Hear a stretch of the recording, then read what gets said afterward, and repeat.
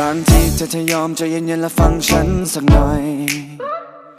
บางวันที่ไม่เจอทำให้เธอต้องเงียบเหงาบ่อยๆไม่จริงไม่เลยยังไม่เคยจะไปหาใครๆที่อย่าไปคิดอะไรก็อยากให้รู้เอาไว้ก่อนนั้นเธอจะทำอะไรเธอใจถึงสปา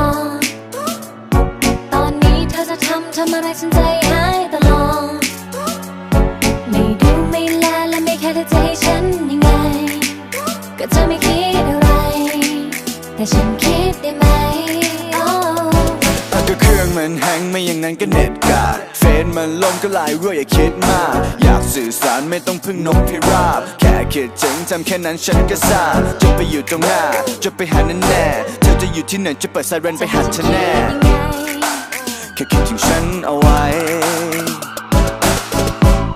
ไม่ได้อยากถามแต่แค่อยากรู้ว่าเธอยังรักฉันไหม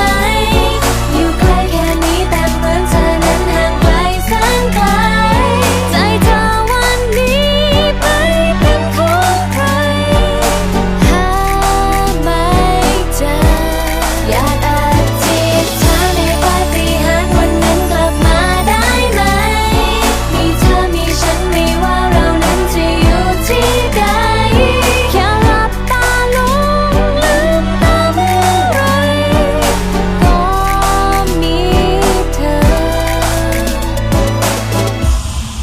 ช่วยดูแลกัน